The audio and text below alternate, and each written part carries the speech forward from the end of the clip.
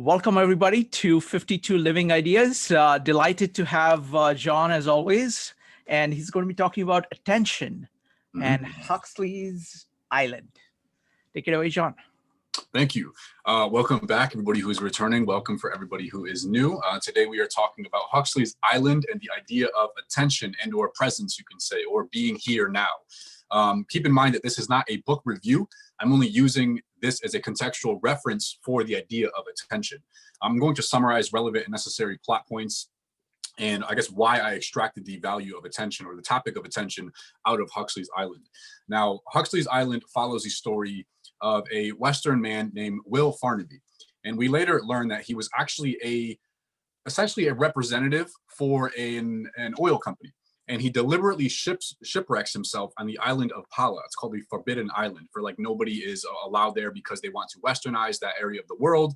And the government and the hierarchy within Pala don't want to have any exogenous influence over their philosophies and principles and way of life. So he deliberately shipwrecks there. That's his grand scheme. And then he essentially is taken into care and compassion by the inhabitants of the island. And he develops a relationship with them. Eventually, he infiltrates his way into Pala leadership and ends up making a deal for the oil and having his representatives come in the future with their like militia and all these things. But in the interim, in the meantime, he develops quite profound relationships with the people, the inhabitants of Pala. He develops a very intimate connection with I forget her name, it's slipping my mind right now, but he falls in love with a member of the island and he becomes instilled and essentially assimilated into their culture. He develops their principles, their philosophies, their ways of living. He undergoes many ceremonies and he essentially becomes an islander, becomes a native. And then at the end, obviously we all saw it coming. He already, put forth that idea of the infiltration from the militia into the city, into the island. And it ends tragically with it being invaded, of course, for oil. And it's kind of open-ended. You don't really get to see like the complete ramifications of his choices or the infiltration of the island. It kind of just ends with like these jeeps running in and you hear like gunshots and engines running and everything like that. And it kind of just ends. And I thought it was very peculiar that in this island of Pala, there's one very unique phenomenon going on in the island, and that is there is these myna birds. And these birds are taught to literally say verbatim in English language, attention. And they say here and now. They say those words. And attention is both the first and the final word of this novel, the 350 pages. Attention is the first word and the final word. So I thought, and it's also a very prevalent and prominent theme throughout the entire interim in the book. So I was thinking, and I thought that, I guess why it would be an important theme we're going to get to in a little bit, but the first importance that I saw of this theme that I knew was going to be a central role is very, very early in this book. And this is page 12 in Island, so it's very shortly in. And this is right after Will is shipwrecked on the island, and he meets these two, I would say like they're teenage boy and girl, and they're beginning to take care of him. And then he notices the bird that keeps saying attention, attention. And he's like, what is that bird saying attention for? And then the young girl answers him, well, she searched for the right words in which to explain the self-evident to this strange imbecile. That's what you always forget, isn't it? I mean, you forget to pay attention to what's happening. And that's the same as not being here and now. So she's inferring that Will is not living in the present. And now why she infers that is because he is in excruciating physical pain because he was physically injured from the shipwreck, as well as mental anguish and turmoil because he has a irrational fear of, I believe it's snakes or something. So she's helping him out, and she says to him, how did you get hurt? But in the usual way, of course. Tell me again about those snakes and how you fell down. He shook his head. I don't want to. Of course you don't want to, but you've got to. Listen to what the myna bird is saying. Attention. Here and now, the bird was still exhorting. Here and now. You can't be here and now, she went on, until you've got rid of those snakes. I don't want to. I don't want to. He was almost in tears. Then you will never get rid of them. They will be crawling about inside your head forever and serve you right, Mary Sojourny said, added severely. So I think it's an important indication that Huxley is postulating hindrance to presence or pain as a hindrance to presence, right? So if you're continually occupied on your pain, on your troubles, on what you're, not only the pain, but the avoidance of the pain and like trying to run away, trying to indulge in escapism, trying to repress your traumas, trying to repress your issues, trying to not confront what you're deliberately afraid of, that's a hindrance to being present, to being here in the now. We're going to get into the importance of here in the now in an essay, actually. So I was doing a little bit of research on Huxley himself, because this is the first book that I've read by him. Brave New World, we were just talking about the introduction. I'm sure a lot of people have heard of that one.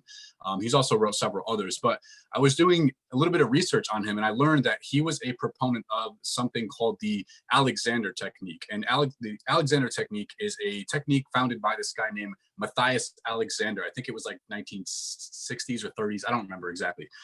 Anyways, I learned that Huxley had a lot of physical ailments in his life, in his like autobiographical life. So he actually went to consult with Matthias Alexander, and Matthias Alexander's technique was essentially to, I guess, mitigate any physical ailments that you might have in terms of like holding stress in your body. It's kind of convoluted. I didn't really get deep into that tangent and rabbit hole, but it's like it's a methodology, I guess, that kind of focuses on, let's say, like posture or like correct movement or something like that. And it really, really helped Huxley out in his real life. So the blog post that I found, it was from a practitioner of the Alexander technique, so it might be a little bit biased, but it was saying that Huxley's birds in the island was actually a tribute to this principle that he learned from the Alexander technique, and that is presence, and that is here and now, and that is pay attention to right now, especially the pain in your physical body, maybe with the ailments, maybe the stress, maybe the tension that you're holding in whatever particular aspect.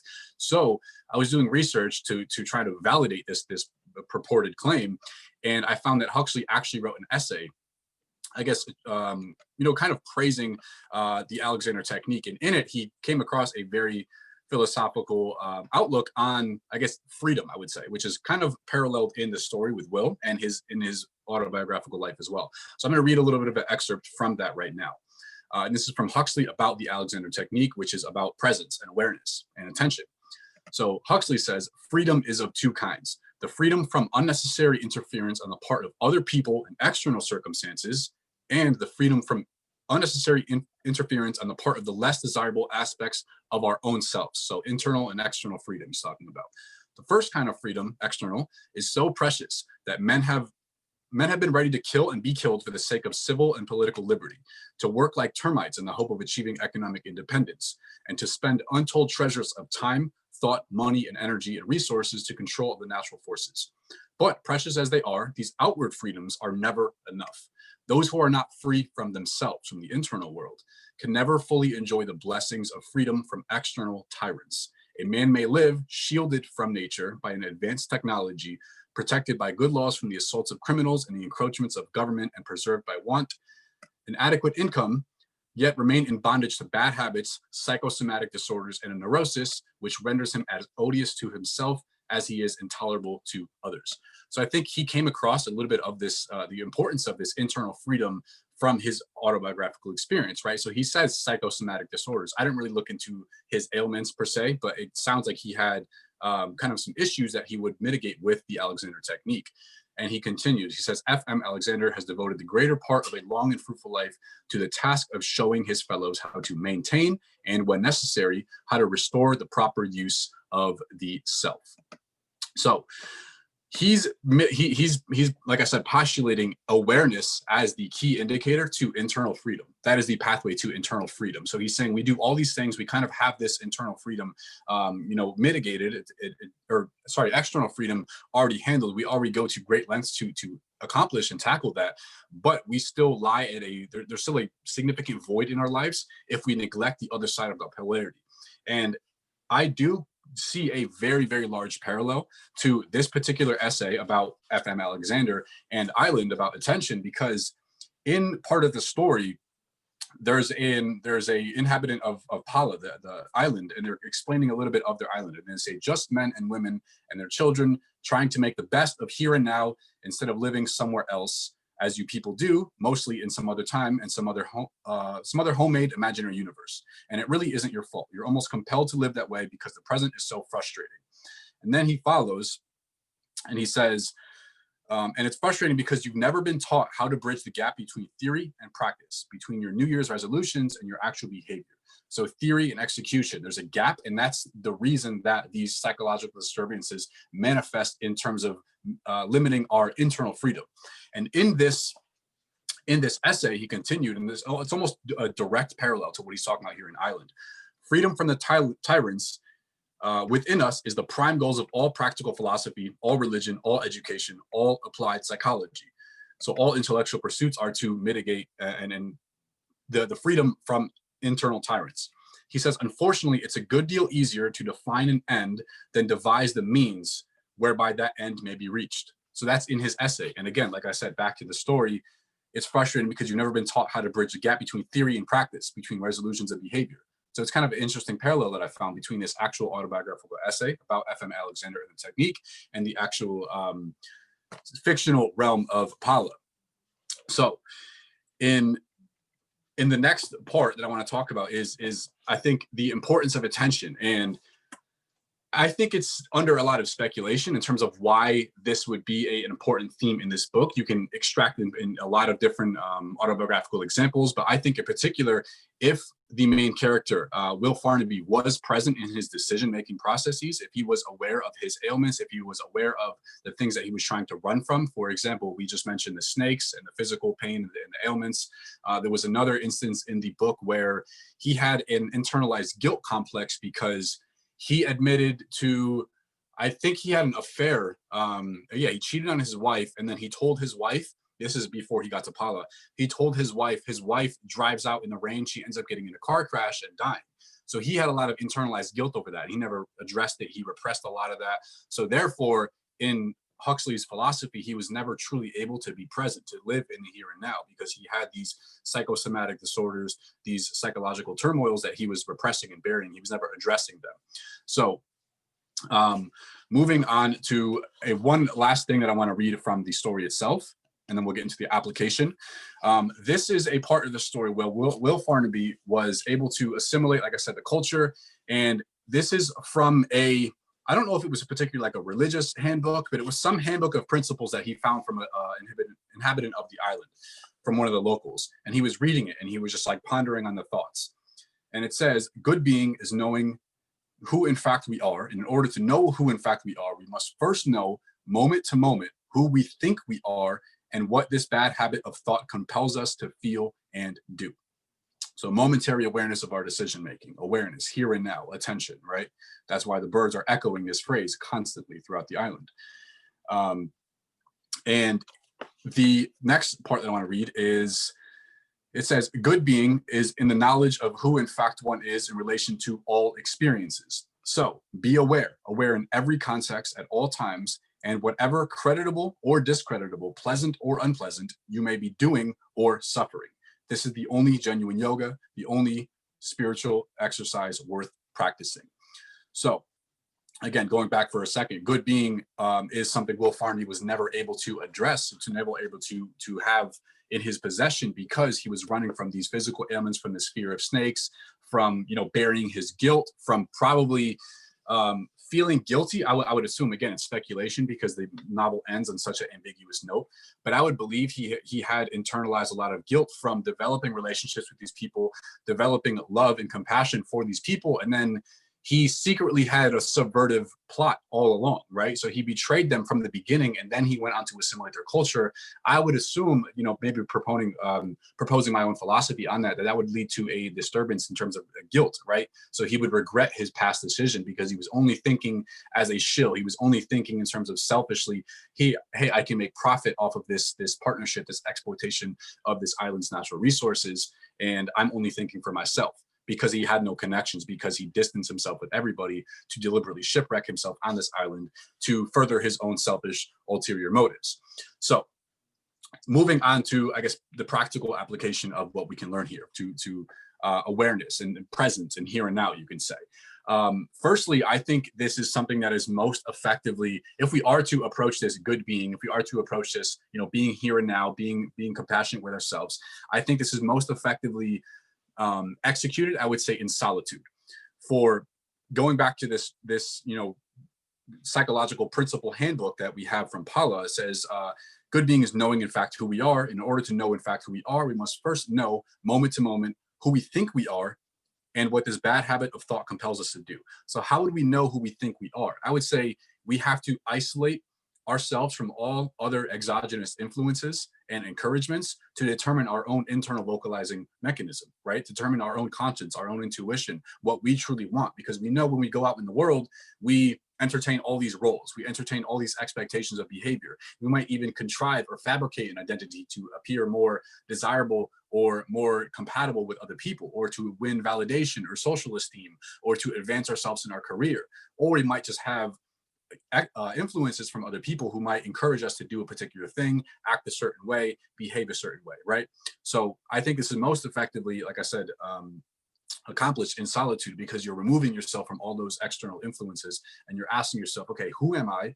Who do I believe I am? Who do I want to be? And what's the ideal bridge between point A and point B? So that is, I think, the most effective way to good being. Now, practically speaking, I think a good methodology we can all implement in our lives is mindfulness meditation. So this has done a great deal for me in terms of my presence, in terms of my awareness. I think it's very detrimental to get caught up in this continuous cycle of loop of expectations. So if you think about it, a lot of us live in terms of looking forward to the future, which in, if it's not like polarized, if it's not 100 for 0, there is some sort of a balance. You have to anticipate things, you have to have goals, you have to move to the future, but the pathway to the future is always through right now. Okay, so it's always in the present moment. There is nothing else besides the present moment. There is nothing else outside of the now. And I think to live in this cycle of anticipation, a lot of us will, like, let's take a typical day. Let's take somebody wakes up in the morning and they're thinking about their day. They're thinking about, oh, I have to do this today. I have to accomplish this task at work. I have to reach out to that person. I have to answer this email, right? They're thinking about their to-dos. They might be on their commute to work, but they're thinking about work. Okay, they're thinking about what they have to do at their job.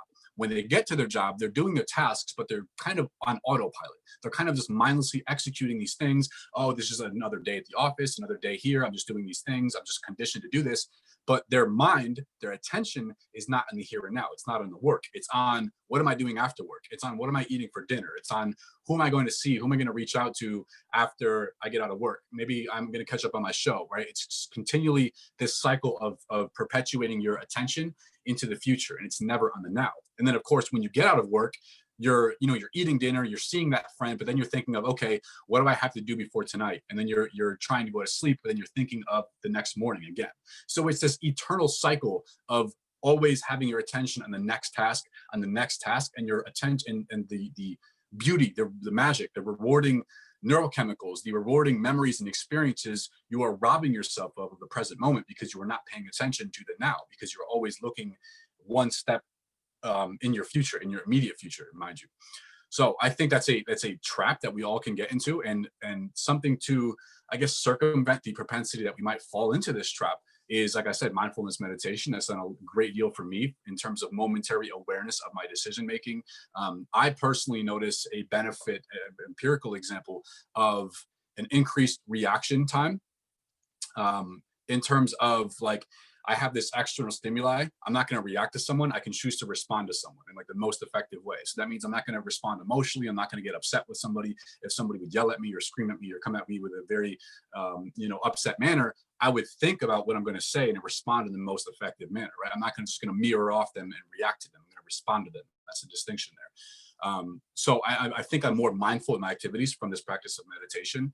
And to summarize, I think one last thing we can simply do is to disrupt our routine. I think it's a very beneficial habit that we can all do, because, like I said, a lot of us operate on autopilot. We do the same things repetitively. We take the same route to work. We do the same things. We order the same type of foods. We eat from the same places. We watch the same shows. All of it is on autopilot. So therefore, it wouldn't necessitate us to be aware in the present moment. But if you shift your routine, if you take a different train to work, if you take a different route, if you do something different, if you shake up your routine, if you deliberately design your habit, if you make your morning routine, you make your evening routine, you switch up in the order that you do things, right? It's going to kind of shake up your mind, and you're going to have to be more attentive to the present moment. So And in conclusion, I actually wanted to summarize one more thing. I was reading similarly from these blog posts online. I actually found a really interesting read on somebody that after they read Island, they were inspired so much by the symbolism and the metaphor of these myna birds yelling attention that anytime they heard a bird, like a bird whistling or a bird call or something like that, that would be their new anchor to be attentive and to be in the here and now. So I thought that was really beautiful and pertinent to the relevant, necessary context material here.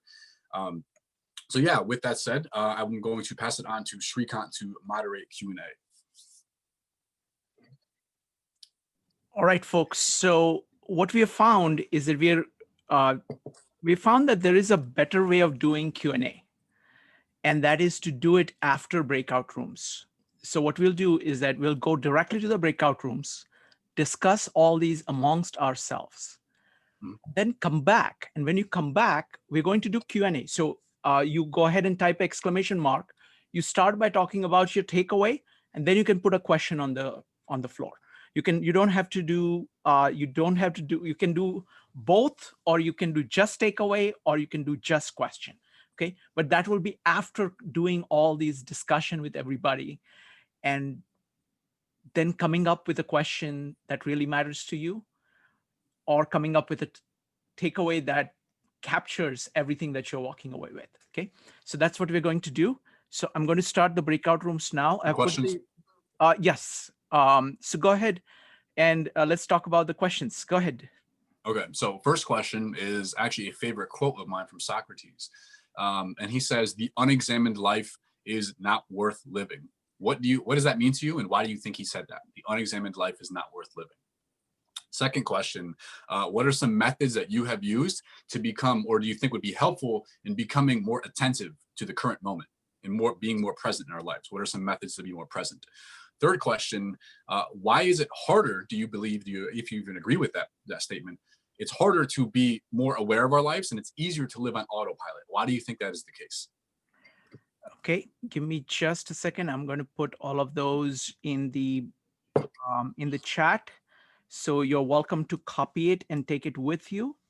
Okay, so these are the questions. All right, folks. So give me just a second.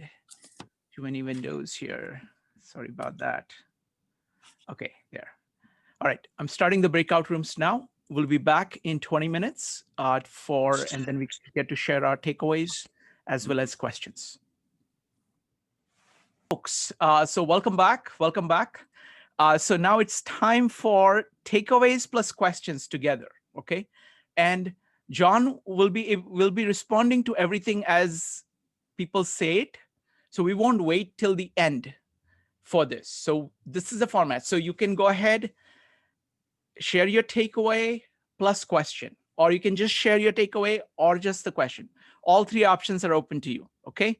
So, but go ahead and you don't need to say skip, because this is only people who want to do it. And I recommend you to do it because you get from life only what you put in it. So go ahead and be proactive, speak your mind, ask questions. That's the only way you can actually get maximum value. Listening is overrated. It's all about speaking. You listen in order to speak. So anyway, it's going to be Jean, followed by Shelley and Deborah. Jean.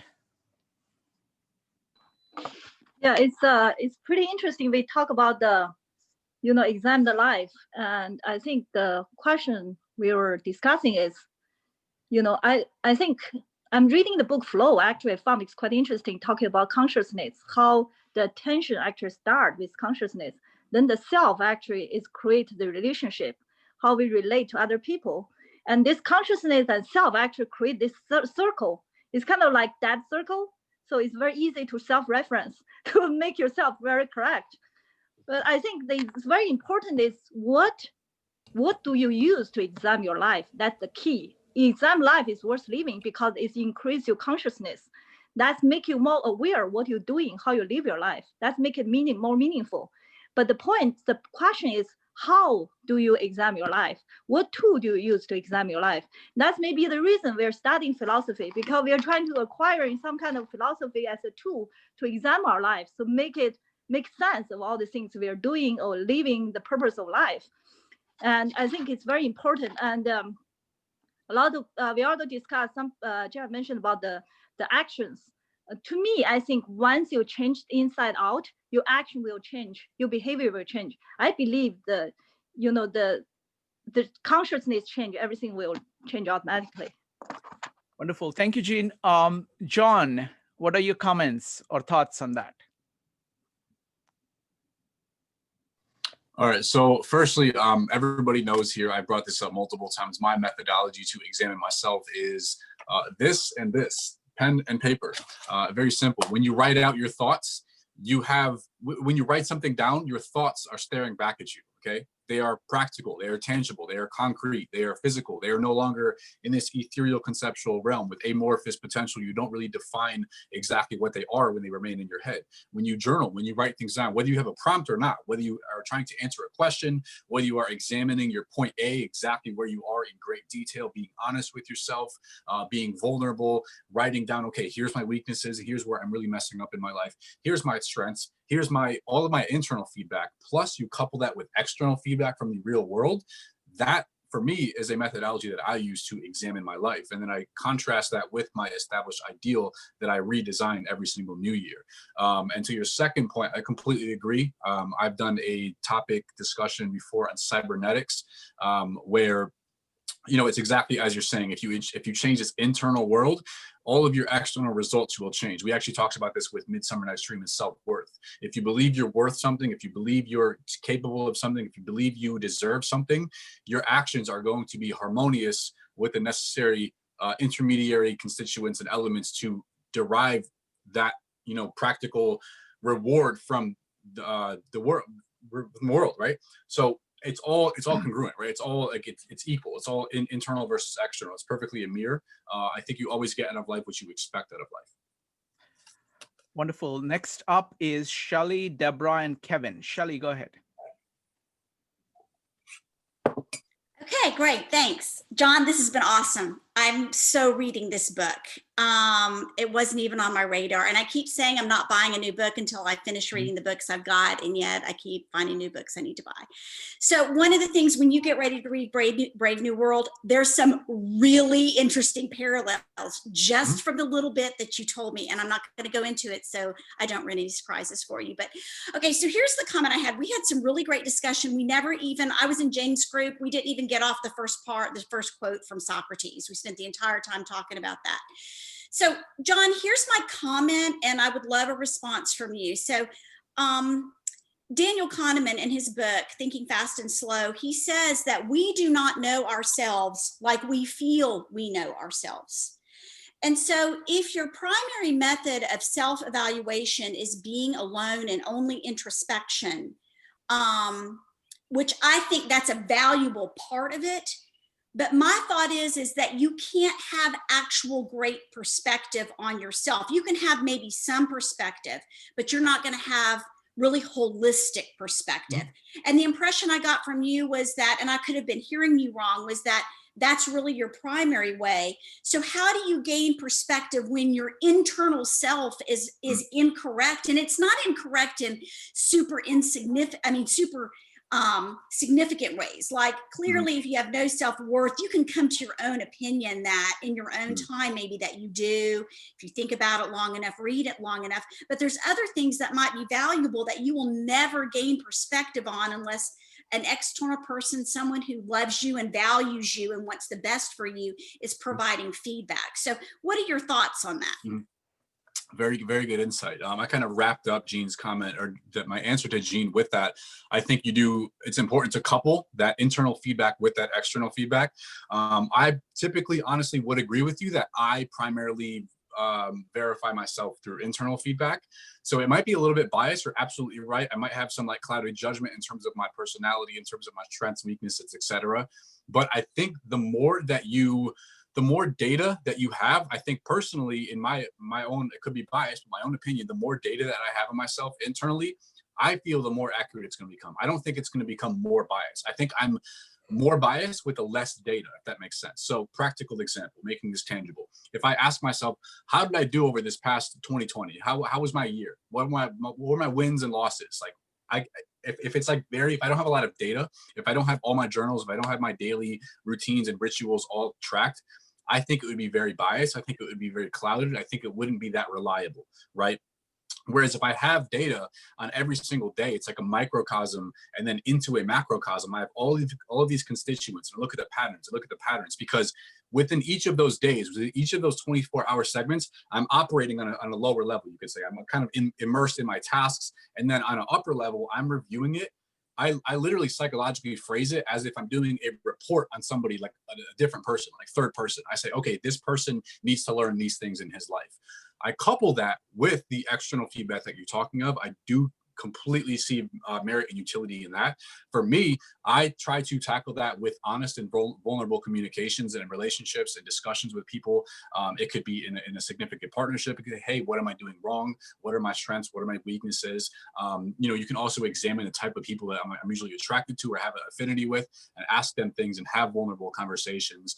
If I feel something's off, I'm not just going to ignore it because it's an uncomfortable conversation to have, or it's confrontational, or it might be emotionally vulnerable, or for whatever particular reason I might be not wanting to gravitate toward that conversation. I'll suck it up and do it regardless for the sake of growth. And then it might be uncomfortable, it might be confrontational, but both of us mutually grow from that process, and also the relationship deepens as well.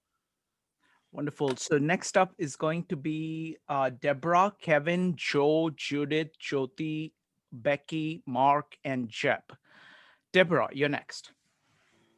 Okay, so in our group, we talked a little bit about the idea of trying to be conscious of things that are important to you, or focusing on certain things as opposed to fixating on other things because you're aware of everything. So the idea of sort of being in the moment and like just examining everything is going to drive you crazy maybe, and that can lead to sort of like over analysis of things. And I know like I'll do that at times.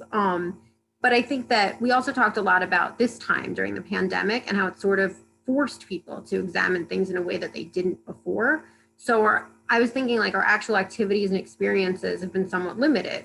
So in a way, it sort of forced people, if they wanted to connect with people, to have to do it in a different way. So I think it's also focused our efforts on other people in a way to sort of like focus on other people, like what we care about in our relationships, and actually checking up on other people. And I feel like it's kind of grounding in a way. So like, it's easy to sort of think like, I have to do this, I have to do that, or I have to worry about this. But when you engage with other people, it's sort of like what Shelley was saying. They can give you feedback, but also it gives you a focus on someone else. And it maybe gives you a mirror for yourself, but it's also just a way to connect with people that maybe you didn't before. And I think there's value in that. And that I think that if people are examining their relationships, that's probably a great thing. Maybe you've deepened relationships with people in this time, and that's a way of being aware of things too. Yeah, I personally think it's just a extrapolation of like the concluding thought that I had of like, to increase awareness, you need to disrupt your routine. Right now, quarantine might have disrupted somebody's entire life, right? So it's not just like a small trivial detail, like I'm going to take a different route to work. It's like, no, I have to work remote. I have to change my entire daily routine. I have to change all of these things. But the good news is, like the silver lining of all that is, it's exactly what you're saying. It's predicated on more intentional relationships and more intentional decisions. It's a good shake up of like, okay, yes, it shook up old habits, but those old habits and routines, some might have been desirable, but some might have also been unhealthy. So it actually encourages us to take a more objective look and say, okay, here's my day. Here's the type of people I'm engaging with. And even like conversations and like virtual discussions, they're predicated on design, right? They're contingent on design, meaning that like you can't just join a random meetup. You have to look at a meetup. Okay, here's a topic. Here's the group. Here's what we're talking about. You already have something in common that it's like a filtration process between all the constituents, all the members of that group who join. You guys know the common theme. Whereas like a social event in person, maybe pre-quarantine, it's very haphazard. It's very random. You don't know like who's there. You don't know what they're into. You don't know how much in common you might have. You don't know the level of thought or discussion that's taking place. You know what I mean? So it's kind of less deliberate, if that makes sense. Where things are virtual, it's a good good indication and a good opportunity to pause and say, okay, I'm going to be more intentional with my relationships. I'm going to be more intentional with my passions, with my pursuits of my interests and my desires and curiosities, etc. So I think that's the benefit for everybody, actually. Excellent. I think this format is working beautifully. So we'll continue with this. And what we'll do is that, say your piece, and then John will respond to it. Let's not go back and forth. Let's just go to the next person. So we'll have time for everybody. And then we will talk about things that are common to everything that is being said. Next up is going to be Kevin, Joe, and Judith. Kevin. Thank you. I feel this attention is about how to evaluate attention from inner yourself and external feedback. Let's build a self map. Try, plan your self image better. Try overcoming obstacle to a positive attention. Reduce those negative feelings. Build the fairness up. I'm going to end with instead, life's like riding a bicycle. To keep your balance, you must keep moving. Absolutely, absolutely. I think to do coalesce a few of those points, I do completely agree with you. I think there's a favorite saying of mine: hesitation is the kiss of death, right? Stagnation is brutally deconstructive, it's destructive, I think. So it's impossible for us to actually sit still, even if we wanted to, because the law of change is always in operation, right? Everything is either becoming better or worse every single second, every single decision. So we have to move forward. And you mentioned internal and external feedback. I think we are to optimally move forward with that feedback in mind. If you don't incorporate that feedback, you're going to end up in the same cycles over and over and over. And you're going to wind up, 10, 20, 30 years down the road, you're not going to really have any progress. It's going to be kind of like a plateau, or even, unfortunately, a descent into your circumstantial evidence or results, mind you.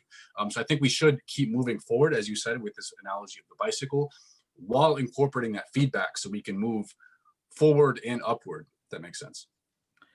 Next up is going to be Joe, Judith, and Jyoti. Joe.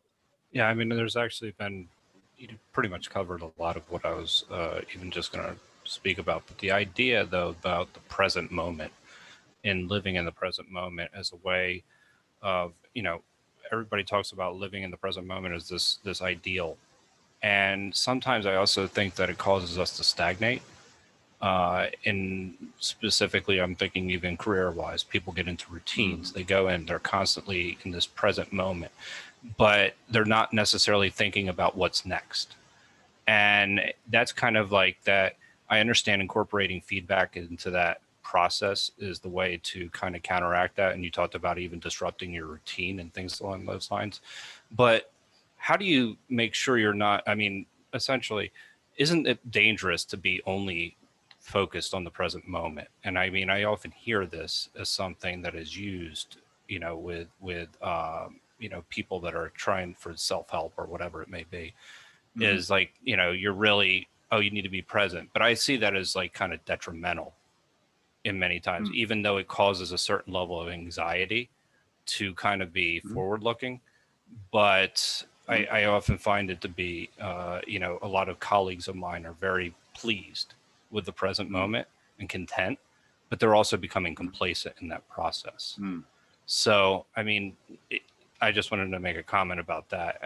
It's a peaceful place to be, but it's also, I find it to be very dangerous. I agree. There can be a polarity if we're like using it. So I think the polarity is follows. I think first of all, some people can use it like insidiously and subvertively to justify complacency and mediocrity. So it's like to avoid risk, to avoid bold behavior, to avoid uncomfortable circumstances. Just like, okay, I'm comfortable. I'm just going to focus on what I have in front of me. I think that would be detrimental. And the positive counterpart of like focusing in the present moment, which is beneficial, I think that's predicated on where you're going. Like you said, your next move, your current ideal, where you want to go. Therefore, you're focused on the present moment for the opportunities that it can bring you. for like the windows of opportunities that you can look through, for the pieces of information in your everyday environment. Like Deborah was saying, there's so much of it. And if you don't have an ideal, so much of it, what do you focus on? You don't know, right? You don't know what's relevant or irrelevant. You don't know what's true or false. You don't know what's helpful or unhelpful. If you have your goal, if you know your next move, to coalesce yours and Deborah's points, if you know your next move, it immediately filters out this sea of information. You start to see windows. You start to see things as, productive or unproductive. And then you can, invite opportunity into your life from pursuing those things. There's a really, really good story from Russell Conwell called Acres of Diamonds. And it's about, it kind of parallels to wealth, but it also parallels to like looking at opportunities in their raw state. A lot of people have heard about it. I would definitely recommend it. It's a very short read, but yeah, I'm not going to get into a tangent right now, but it's about like observing opportunities in the everyday moment. If you are aware of your environment, if you're aware of what opportunities look like, if you're present and you're not like focused on distracting yourself or escaping your problems, you'll see the opportunities that are present in all of our lives every single day. Wonderful. Next up is going to be Judith, Jyoti, and Becky. Judith. Yeah, so I have lots of things I want to hit on. I'll just try to make it really quick, like bullets, I guess. So the unexamined life is not worth living. But yes, we all want to be examining our lives, but I think that the caution there might be, mulling over your life a little too much instead of living it maybe, or, getting into examining and modes of self-criticism. So that's just something that occurred to me. I have found methods to become more present that really work well for me are meditation, and that one helps because then throughout my day, it's just, it helps me to remember to come back to the present. So by doing a meditation in the morning or in the evening, just having that in my life makes me more aware during the day to like, okay, like if I was saying, like when I drive to work, that is the time when I'm on autopilot, and I wish I were not, but I'll already be at work. I'll already be thinking, all kinds of, usually stressful things, usually not, all the problems that are there. And I could really just be looking at the beautiful drive that I have to go to work. So those are the moments when sometimes I think that the fact that I meditated will come to me frequently. I'm like, wait a minute, no, pay attention to the road, look at the trees, or just enjoy the scenery, and not already be at work before I'm there. Mm-hmm. I think it's easier to be on autopilot because it takes a conscious effort to be aware of what we're doing. And the other thing is journaling. I just started that, actually, Shelley, and John, both of you, because everybody in my life has been saying that might be a good thing. And I thought, all right, let me just see, what am I doing in my life? And I started just kind of using it as a log. That's for me, myself, that's what I needed. But I think I'm collecting data, as you said, John, and I think it's going to be useful. I already feel it is, to see like, okay, this is what I'm doing. This is what I'm thinking. This is where I can make corrections. So that's helpful. Another little thing I do is I wear a little ring in the morning. I put it on. This is my work ring. I put it on and I just put an intention on it. Like today, I think I need to be more whatever.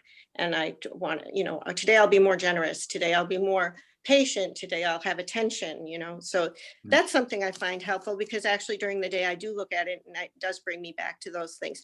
Now the autopilot idea, I have a question. So when I mow the lawn, I'm on autopilot, but it's a really peaceful autopilot, and I'll be very creative in my mind. I'll write letters or stories. I don't know why it happens, but it happens, and like I mow for like 2 hours at a time, and it's enjoyable. I'm not present with the mowing, I'm present in my head. So there are times, I guess, when being on autopilot might be good. I just wanted to know what John thought about that.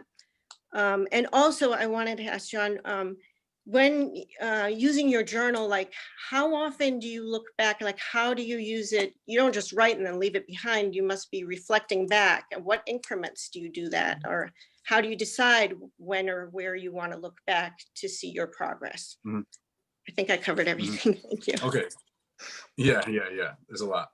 So to your first point, can it be beneficial to be on autopilot? Yes, I think we should pursue absolutes, like absolute presence or absolute autopilot. You know what I mean? I think it's very rare. We are human, we are dynamic, we are irrational creatures, as you would say. So we're not perfect, right? We're not always going to be present of our immediate environment, of our immediate moment. We're not always going to be driving when we're driving, working when we're working, eating when we're eating, etc. So my one piece of advice personally, I would try to, something that I actually picked up from an observation of, kind of ties into your second question. Something that I picked up from my poor habits out of the years, I wouldn't necessarily procrastinate, but it would take me longer than it needed to do tasks. So a reminder, you know, I love your little ring of like a reminder thing. I actually have a sticky note on my door that says, "What is your intention for today?" And I look at it before I leave my room every day. But so going back to the question, I have a reminder of like how to be present in the current moment, and the idea that I had to remind myself of is try to touch things only once. Meaning, like if I pick up my phone, I answer emails. Okay, answer your emails and then finish it. Don't like answer your email, then go back to your book, then go back to your email, then go to text, then do this, because everything is just 50% that way. So do one thing at a time until it's finished, and then put it aside. So that can be like more deliberately living in terms of like maybe your creativity. Maybe you can try, maybe it's if it's effective for you, to go into a space where, okay, I'm deliberately going to be creative. I'm going to be writing. I'm going to be creating something, articulating on something, a desire, a curiosity, whatever happens to be. Maybe try to be intentional with that and see if the quality of that is better than the quality of the result from being on autopilot, if that makes sense. Your second question, I actually review at the end of every single day, and then every single week, and then a final analysis of every single week, 52 weeks in the year, as like I look at all the patterns throughout my year, and that takes like, I don't know, 10 or 12 hours of like meticulously looking through all of the entries of my every single day that year. So I do have frequent, I guess, interims of reflection and review. Wonderful. Next up is going to be Jyoti, Becky, Mark, and Paul. If anybody else wants to share takeaways, welcome. Jyoti, go ahead. Yeah, this is a very relevant topic for all of us. We had very cascade of ideas and thoughts in our breakout room. And starting from the first question about the re-examining your life, I think when I was younger and very involved, it was like a constant process, all the time re-examining my life, all the time. It was like a self-development, a personal development. I wanted to do it, and I did it very well. Now, unfortunately, we talked about the COVID times. Because we've been home, so going to be 1 year since we've been home, but I had been home for 8 years for another reason.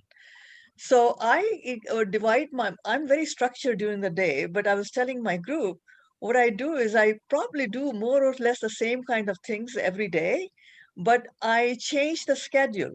And there are certain things that I have to do every day. For example, I have to do my 10,000 steps by the time that this Zoom starts. So I try to make it in a different ways, but I do it. And I'm always very attentive to what task I can not procrastinate, but I can change the schedule. I don't have to go at 11 o'clock out, I can go at 2 o'clock. And I become creative like that. So I have to attend my business. I don't have to do it today. It's not necessary for me to do it today. I can procrastinate on it. I can do it tomorrow. So I keep myself focused on the present. I do the meditation. And then after doing the meditation, I said, you know what? Now I can start watching the TV a little bit, see what's happening in the view. So I try to be very creative, but I have to say that it's very easy to fall in the rut when you are by yourself and you are home, and mostly home, and you can communicate. But what keeps me going is firstly, this Zoom group. I find it very engaging. And I have two Zoom groups. One is with the retired friends and one is with the retired colleagues. So that's where we, like for instance, today we were examining our lives. And that's why I said this was a relevant topic. We were all talking about, so that kind of gives you a frame of reference. And you find out, I was telling my group that how people can be, because now this is a scheduled time, we know that we have to relate to each other at this time. we find the best in each other. And when we are busy in our life, we cannot interfere in somebody's life. We cannot say, I'm ready to talk to you. The other person may not be ready to talk to you. So this is like a time that we have assigned for each other. And it is really making me feel very fulfilled because we are all at this together at the same time, doing the same thing, like here in this group. We are talking about the same topic. We are learning about ourselves. We are learning about each other. I listen to everybody. I get a lot of points. I say, oh, gee, I never thought of that. How the mind works. Now, this person came up with this beautiful idea. So I think you have to be attentive at all times, whether you are following a rut or you are very in a high moving mobility process. So that's what I have to say. I don't know what comments you can give me, but this is how I'm trying to keep myself going. I mean, I think you're on a good track. I think you beautifully articulated the way that you shake up your routine. You'll do things differently. You'll do different things. You'll switch around things so they're not as monotonous. They're not as mundane. They're not as repetitive, right? Even if it's like something as simple as moving it to a different time or doing it a different day or doing it in a different order. I think it's very helpful, like I said, to shake up a routine, and it's going to make you more deliberate with your routine. A lot of us fall into routines based off of our environment, based off of our environmental cues, based off of what other people are doing. We kind of just mirror them, we mock them, right? We do what we see other people do. And if we are left by ourselves, like you're saying, you're home by yourself, you have to create your own routine, right? Because you have no reference to look for. You have nothing to copy. You have nothing to mirror. You know what I mean? You might be going over like residual. Some people might be going over residual habits and routines from like pre-quarantine. But I think the more time you spend alone, the more deliberate you're going to get with like what you want. And then you can go back into the world and then filter out all of that information. Wonderful. Next up is going to be Becky, Mark, Paul, Mushki, Marvin, and David. Becky, go ahead. Time is extremely important because it's a resource that none of us can ever get back. So money we can always make more of, but time is like never, to me, going to be a one-to-one in value. And so I am extremely deliberate and intentional and protective of my time. I finished this book, Deep Work by Cal Newport, and in the book it suggested scheduling all of your time, all of your work, your leisure, things you want to achieve. And so it kind of goes to, what is it that you want to achieve? It's your future. What is it in the future that you want to accomplish, and start there to set your whole schedule, to plan everything out and use the present. I love what you said during the talk, that the pathway to the future is always through the present. So you start with the future, and then you use the present to direct into the future. So scheduling blocks in order to obtain that deep work. And what I do is when distractions come in that try to compete for my time, I'll write it on the side so that it's captured, but it's put away and I can continue with my work. And at the end of everything, I can go back to my distraction list and understand, have that insight to what else is competing for my time. Are these things that I need to retrain my own thinking and my habits, or are these things that are revealing itself as important that I need to incorporate into my schedule? And it's not all about work, right? There's also your leisure, like schedule that as well, because at the end of the day, your life is about what you achieve, but also being in the moment enough to enjoy that achievement. And I tend to live in the present, so I'm always chasing after what is next. But it took me a long time to understand I need to stop and I need to enjoy the fruits of my labor. Otherwise it's just like start to end, and it's never, you never have that satisfaction of what you're actually doing. But one more point with like scheduling your leisure is that your brain doesn't really need all that rest. You have maybe maximum 4 hours of like intense work, but your leisure can be reading. Your leisure can be doing something that is still mentally involved, but it needs a switch. That's all. So your day can be start to end, all involving your brain. You don't necessarily have to be on autopilot. It just needs a little refresher by changing the subject. So that's it. There's a few things there that I have short comments to. So first of all, I really like that idea of like, you have these distractions coming in, and you capture them, you acknowledge them.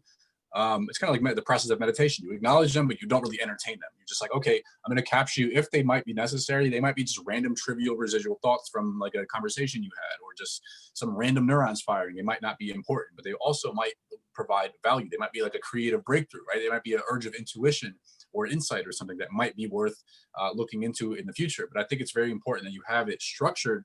You're very deliberate with like, okay, I'm doing this one thing. I told myself I have this task to complete in front of me for this deep work. I'm going to, as I was saying earlier, touch this thing once. I don't touch things twice. I'm going to pick this up until I'm finished with it. I'm going to put it down, and then I'll pick the next thing up. I'm not just going to juggle 5 things at once, because then you don't have the adequate mental resources to allocate to those 5 things effectively, right? You're not giving them the time and attention and focus that they might deserve, right? And that means you're not going to get the most value out of them. I have a similar process actually of every week that I plan out. I plan out my major, like the goals for the week. And what I do is I draw this like quadrant, right? Like a big plus in the middle of my paper. And I have my three main goals for the entire year. And I write those out in each quadrant. And the 4th is like, I look at like a vortex of like miscellaneous stuff. It's like just drifting. It's like mindless things. And then I list out my to-do list, everything that I feel like I should do this week. It could be random things like laundry, trivial things, shopping, whatever, everything that I have to do. And then I allocate them into one of 4 of these quadrants, right? So I say, okay, how is this relevant, or how is it getting me closer to this goal? If it is, I put it in there. If it's not, I put it in the minus. And then I only get to those minuses after I address all of those 3 things that are in my ideal goals. So it kind of sounds like it's really similar to you. It's like, I have this deep work that I want to do. These distractions, they might be important. I don't know yet, but I'll get to them after I finish my deep work, right? So I do address them, but it's like a secondary thing. I do also like the idea of having a switch between like work and leisure. For that, there's actually been a lot of research with psychological stimulus from environments with like rooms, or like I'll use particular coffee shops where I really want to get focused work done. Or I have 2 desks in my room. So I use one desk for like random, like miscellaneous browsing on the internet or like catching up with friends. And I have one desk for like, okay, there's no computer, there's just books and like notes. You know what I mean? It's like very, very deep work. It's intensively focused things. And I don't mix those 2. I don't do one at the other desk. Right. So it's like, that's the switch you can say between like work, leisure. You know what I mean? So I think it's very helpful. Wonderful. Next up is going to be Mark, Paul, and Mushki. Mark, go ahead. Very interesting topic. I could literally talk for hours about attention and mindfulness, but I won't. Much of what I was going to say has already been covered by others, but I have a couple of additional thoughts maybe. About examining your life. Personally, I think a good goal for examining your life is to understand yourself, like we've talked about before. And I'm trying to avoid that trap, as some other people have talked about, over-examining it, as well as like getting like frozen by trying to make the perfect decision. I think a lot of people, when they're on the path to self-improvement, try and examine too much and find too many flaws to be worked upon. I say in moderation in all things, avoid that trap. But more importantly, as well as looking inside yourself and examining yourself, I think it's very important, and I want to stress it, to examine how you relate to others. I feel personally, if we only examine ourselves, we shrink.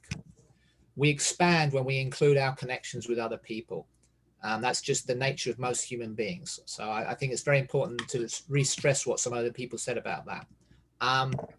Again, we can't pay attention to everything, so it's very good to try and make a conscious decision of what you are going to pay attention to and what you're going to leave to habit or autopilot. But I didn't hear people say how to do that. So I would suggest use your values as your guide. Examining your life hopefully leads to understanding yourself and your values, which then can lead you to make better decisions about how to, what you need to pay attention to support that.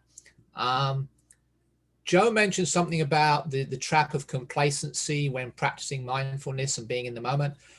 I would say mindfulness is actually the antithesis of this. I think they're just practicing avoidance. They're not really being mindful at all, because if they were, they would be looking and realizing that they're not moving. To me, a little exercise I do sometimes is I ask these little mantra questions. Where are you? Here. What time is it? Now. That helps me personally be still, but it's not still to stay still. It's still in preparation for choosing a direction or an action to perform. It's like the look before you leap almost. I'm just pausing. So I'm not reacting. I'm considering what I want to do, but then I have to act. I have to move forward, hopefully in line with my values. So I wanted to share that. And last, I did have a question for John, if he could absorb all that. People talk about mindfulness meditation, which to me covers a huge range of sins. I could talk about my practice, but I was curious, since you mentioned it, how you incorporate that into your very busy day with all your planned schedule activities. Yeah, so there was a lot. I do agree with the idea that you have to examine yourself and well as yourself in all aspects, right? In all circumstances, in relationships to other people, in your vocation, in your impact on the world, in your career, not just like, okay, I'm going to lock myself in my room as a hermit to isolate myself from the world. And I'm going to psychologically justify myself with the guise of progress or introspection or self-knowledge. And I'm really avoiding these things, as you were saying, with people being complacent in their jobs as the antithesis to mindfulness. I do agree with that sentiment.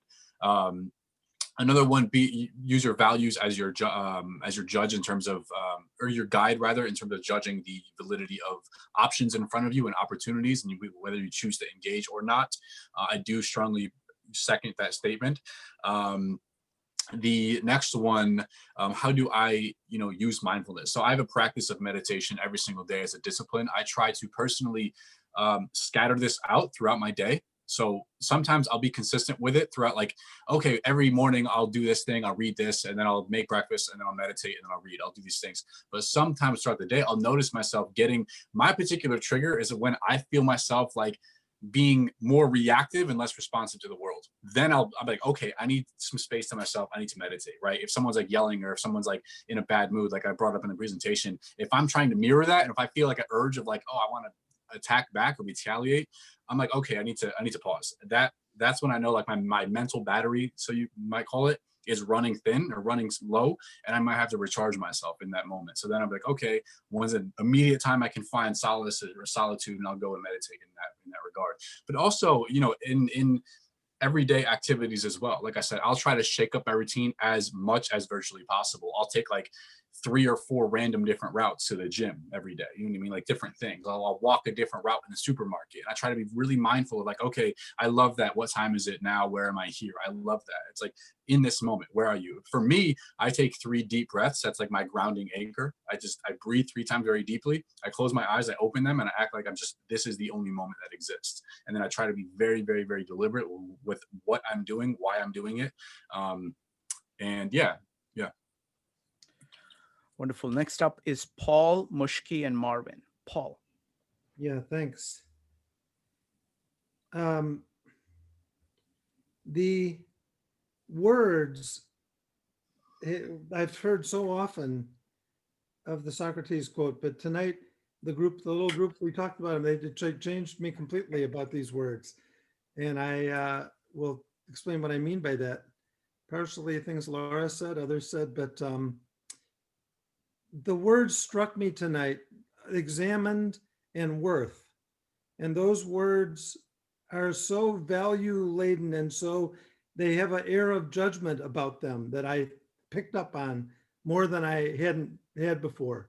And I thought about, well, is it valuable to do more like they cultivate in Buddhism with the observer self, where the whole point is no judgment. The whole point is just watching the thoughts go by. And by the way, you can be watching thoughts about the future go by, but you're right there in the present. You can be watching yourself planning. You're doing the Jordan Peterson thing of being ultimately human. And it's not a judgment about exactly how you live in the present moment or what the thoughts are. You're just observing. So, and in the word worth has this, like, you got to make something of yourself. And if you're not doing the examination, it's not worth living. I don't know, it struck me as much harsher. So I made a new quote. So here's my new quote. I'm surpassing, I'm going beyond Socrates to, and I want your comments on it, John. The unobserved life is not yet fully lived,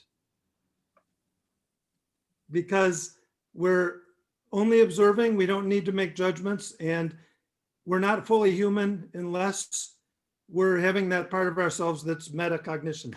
So that's my thought.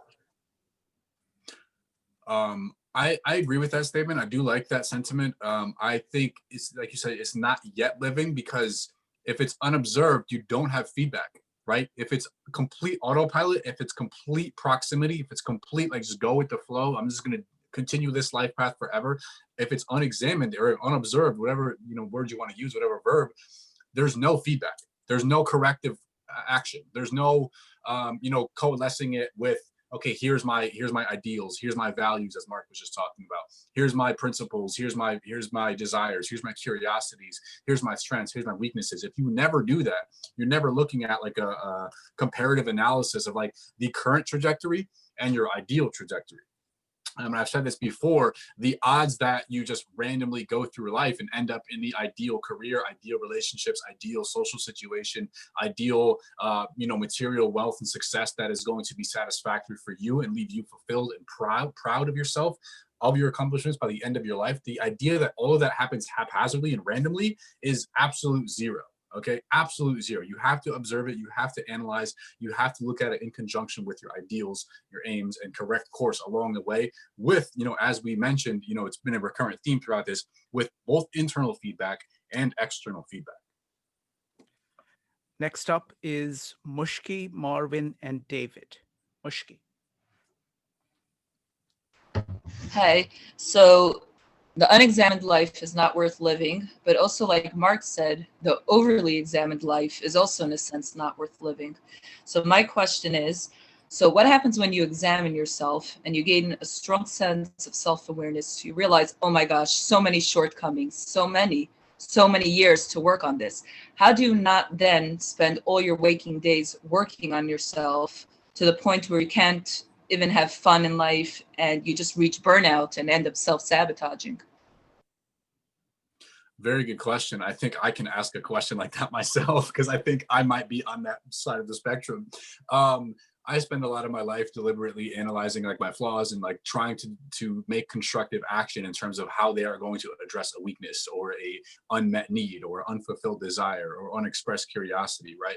I try to live, admittedly, unfortunately, maybe on that side of the spectrum, but something that I do to reward myself kind of, or to maybe to traverse over to the other side of the spectrum a little bit, move the dial a little bit, is to reward myself when I effectively, as we were talking about in a prior question, to structure your leisure and your work time, right? So structure your work time, okay, I found this character flaw, I found this career, ailment, whatever I have to address. When you do this, implement milestones and don't just say, I have to fix this part of my life and then just go. Yes, move, but also have like these intermediate, milestones. Like, oh, when I do this, maybe the fitness journey, for example, oh my God, I'm so unhealthy, I'm so overweight. Maybe when I lose 5 pounds, I'll reward myself with this. Or like if I stay consistent for 30 days with running or walking 10,000 steps, or if I read 20 pages a day, or if I read, 5 books by the end of this month, I'm going to reward myself with some entertainment, some pleasure, etc. Those are some things that I do.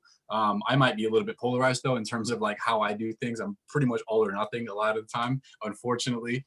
But I think rewarding yourself can work very well in terms of like balancing yourself out, not being obsessive, not, always working, not leading to burnout. And also having the right influences in your life. If some people see you going down that path of like obsessive self-examination and, maybe even self-criticism, or not believing like you're worthy of enjoyment, or you didn't earn your pleasures or something like that, they can correct you and say, oh, you've been very busy, you've been doing these things, you've been very conscientious and studious, you have these things, you have these practical results, look at how far you've grown, relax, take a day off, let's go do this thing. So I think a mix of those two things are some methodologies that I use in my life to kind of, move that down the spectrum. Next up is Marvin, David, and Shrikant. Marvin. Hello. Yes, it has been a very interesting discussion. I have a quick question for John. I'm not sure what mindfulness means exactly. I think it's kind of started getting fuzzy. So let's say if I am in the zone, is that mindfulness? Is not? Or if I'm sitting on a beach looking at the cloud and imagine some wonderful things, some new invention or some new future. That's how the Wright brother invent the airplane, because they look at the hill and it said, what if we just go on top of the hill and ride our bike out the hill and put wings on it and see what happens. And that's how they start flying. Yeah, so how does that relate to mindfulness? So I personally think it's a very subjective term. I use it in the sense of what we were talking about. I think Marco was brought it up earlier, just being aware and completely observing all of your thoughts, right? So it's like when I sit and meditate, of course, it doesn't mean a common misconception is like, yeah, you have no thoughts. You're in this pure Zen mode. You're just like, your brain waves are in theta. You're just like, you're basically sleeping. It's like, not at all the case, especially if it depends on the time of day, depends on the environment, depends on the situations and circumstances leading up to when I meditated. If I meditate in the middle of the day, for example, maybe my brain is running around on autopilot. So for me, it's not that there's no thoughts, but it's just like complete presence of like, okay, I acknowledge this thought. It doesn't mean I have to, entertain it. As we were talking about with like your distractions come, you might write them down, you can capture them, but like address them later. You don't always have to entertain every single thought. You don't have to always get lost in a tangent with like every single impulse of like, oh, I have to do this. And you're thinking about things when you're meditating. Just acknowledge them, passing through you. And then you are more present in the moment. And I think it's very subjective, but there could be, in terms of a balance. So going back to a earlier point that I established, we don't want to think in absolutes, like, okay, live your life in 100% mindfulness meditation. Always be aware of every single thing in front of you. Always be aware of what you're doing. Always do what you're doing, and exclusively that. That would leave no room for. There's actually a second manifestation of this thread I've acknowledged in this conversation. Like a lot of people get creative when they are daydreaming, right? That's like, is that mindfulness, or is that kind of just like drifting off into somewhere else? Now, how do you judge the validity of that action? It might not be mindful, but the merit that you pull from that creative idea or that insight or that breakthrough might be worth that, sacrificing 5 minutes of driving on the highway, or sitting on the beach and looking at the clouds. You're not aware of the sand, but you're thinking of these large scale ideas with life. It might be a good trade-off at that point. Next up is David, followed by me. David. So really good topic, John. As always, you always come up with things that really cause you to think and reflect. And so one question I have for you is, you mentioned using your journaling. How do you use that or benefit from that journaling to guide your reflection or your self-examination, to look at the areas that you've identified for your personal development and identify or locate areas that you maybe are not balanced, where you're spending maybe too much time or making too much progress, so to speak, in one area, and at the potential offset of not progressing in potentially another area, or that way. So how, like I have basically 6 areas and I want to try to identify to focus and develop and balance and basically grow by having the circle continually expand. But how do you grow that circle, so to speak, proportionally so that you don't end up having it distorting in one direction and you becoming more focused or spending more of your time, even because you're good at it or you're making progress, but then you're doing that at the detriment of other areas which you really need to maintain that balance in your growth? Very good question. Very good question. So first, I would suggest addressing the hypothesis that it has to be balanced, like it has to be equal, like, okay, 1/5 of a circle, 20% here, 20% relationships, 20% career, 20% passions, right? I don't necessarily believe that it has to be like completely proportionate and commensurate to like 1:1 ratio. That's at least what I believe. But to address that point, I mean, that's not negating the possibility for imbalances at all. I do acknowledge that possibility, but my approach in my reflection, in my journaling, in my annual review and everything like that, I look at my, I double down on my weaknesses. I look down on my lowest lows. So a practical example of some things that I reflect on every single week are all the things that are going bad. Okay, what was my lowest low this week? What did I really mess up? What did I neglect this week? What could I have done better this week? Those are some questions that I ask myself every single day, and then I implement them into the weekly review. And I say, okay, what was the lowest of the low? What was the worst habit?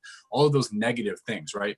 My yearly review, when it comes time to like really redesign my new ideal and my new paradigm and everything like that, and my goals moving forward, I act with all of those weaknesses in mind, because those weaknesses mean that like there's a lack of resources going here, right? There's something, there's a kink in the hose of my mental energy or even money or whatever happens to be going to these areas of my life.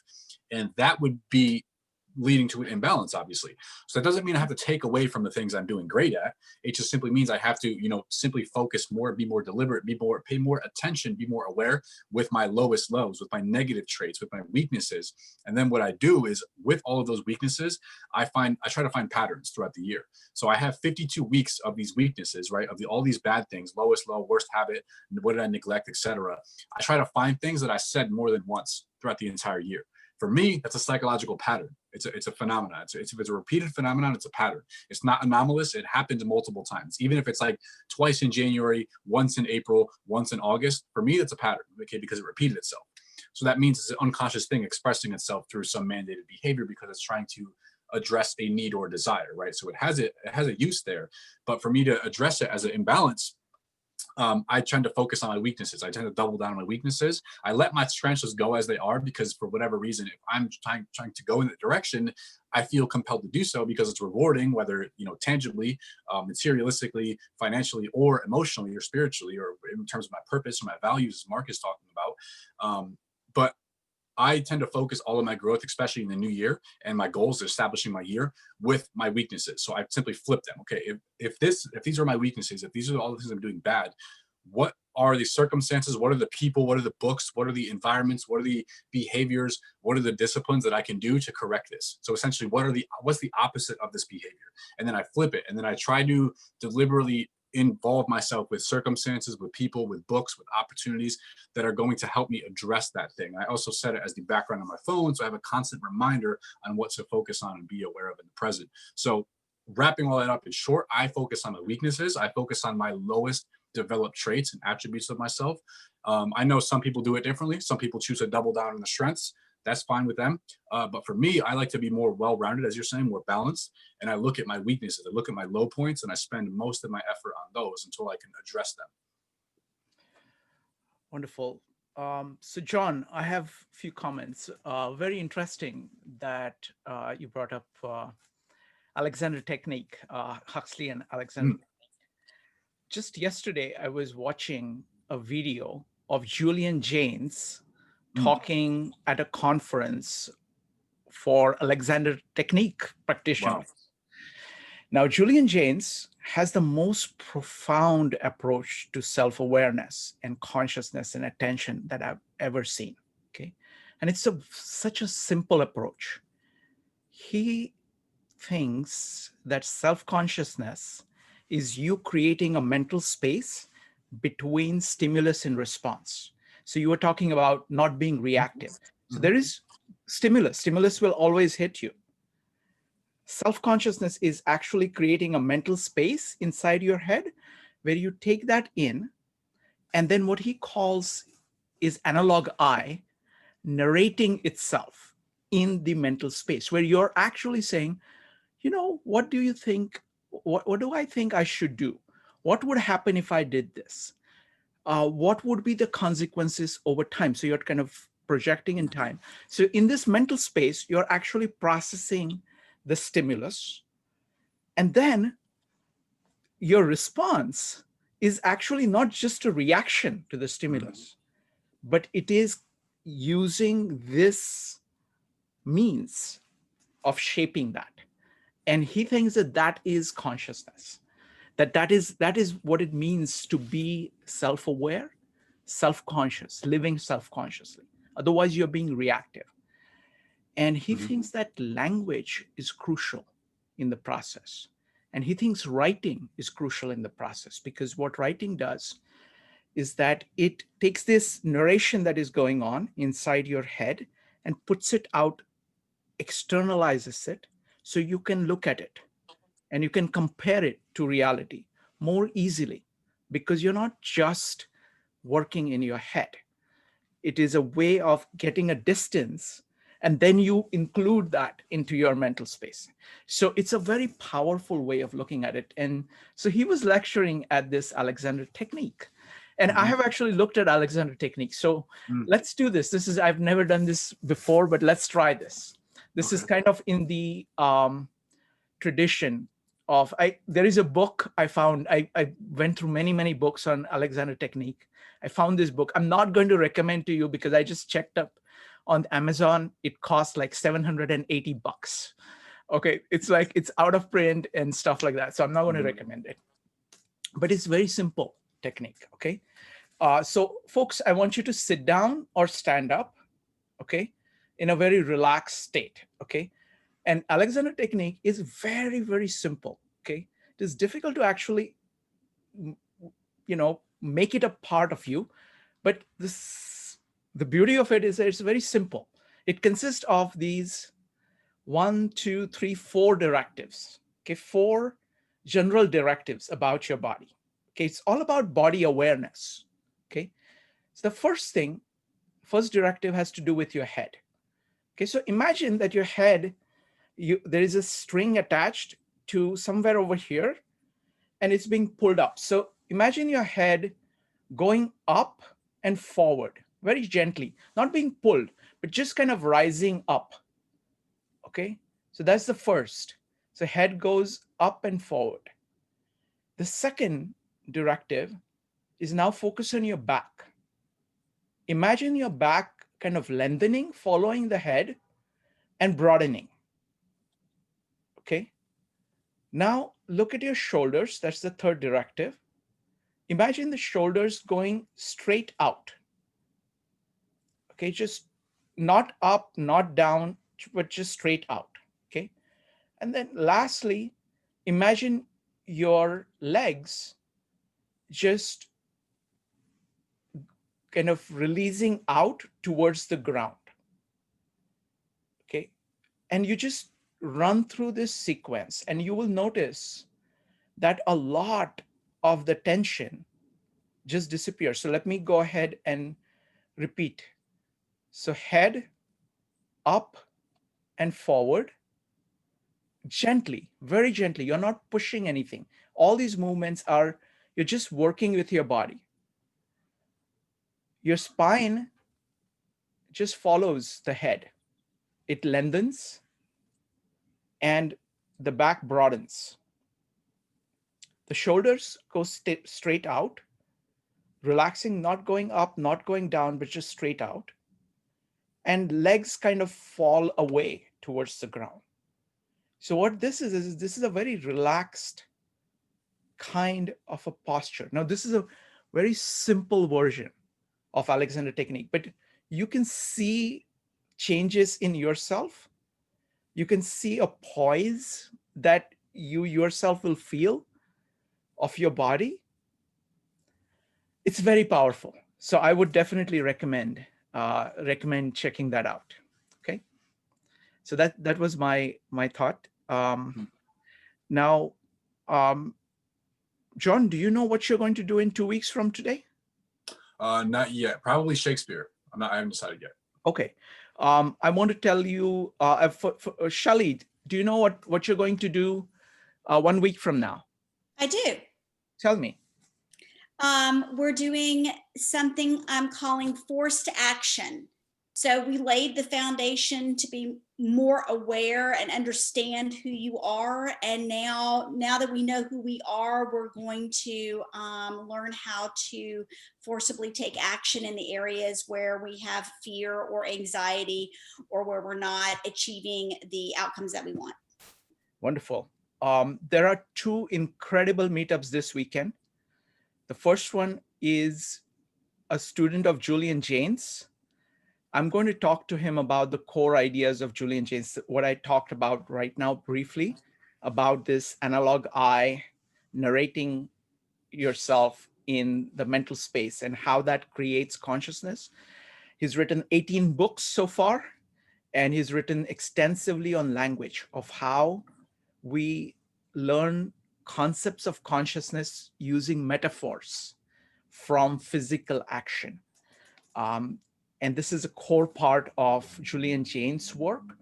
So that's going to be Sunday at 12 p.m. Eastern time. And on Saturday, that is tomorrow at 12 p.m. Eastern time, my favorite presenter or researcher on emotions is Jack Panksepp. What he has done is that he works on neuroevolutionary development of emotions in mammals. So his co-author, Lucy Bevan, is going to be here. And she's going to be talking about their book that they worked on together called Archaeology of the Mind, Neuroevolutionary Base of Emotions. And she's a psychotherapist.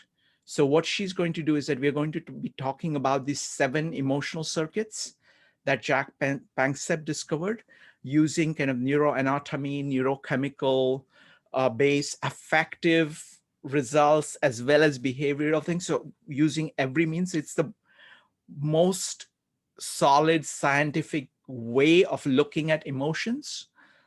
And then we are going to talk about how do you use that? How do you actually use that for yourself? So it's going to be incredible. Both these meetups are going to be amazing. Just very, very special people. And these are, authors who are very deep thinkers. So those are the 2 meetups at 12 o'clock. And of course, we have meetups at 2:30 as well. All right, folks. So thank you very much, John. This was fantastic. And I thought that this format of doing Q&A after takeaways and Q&A after breakout rooms worked very well. Folks, if you preferred this one, then say yes. If you preferred questions, before, say no. So whoever wants to say yes, go ahead and say yes. John, you agree, right? I do agree, because it's more immediate as well with the feedback. And then if I have an option for a comment, or if they have a direct question, I do also agree with the notion of voluntarily engaging, yes, if they want to, instead of calling them. I mean, the reason this works is following things, right? First, instead of just asking the questions that come to their mind, again, applying this part of mental space, instead of saying, okay, this is a question in my mind, let me throw it out. Here, you're using all the things that are there in your mind. You're going into a discussion. You're speaking them out, okay? Moment you speak them out, they have a much different character.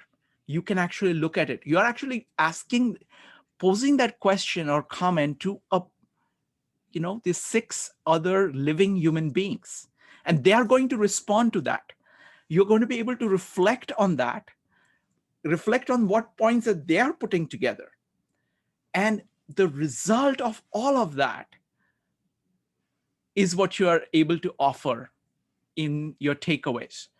Again, in takeaways, when we do just questions immediately after the presentation, there isn't enough time for takeaways because it would naturally the discussion would go away from the topic.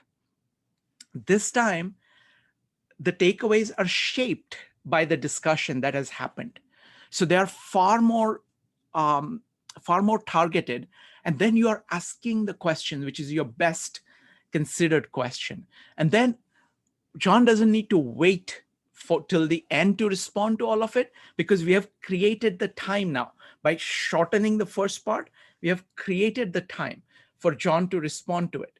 So that way, I think we get the most out of this. I mean, I think that's the reason why it works, and looks like it's universal.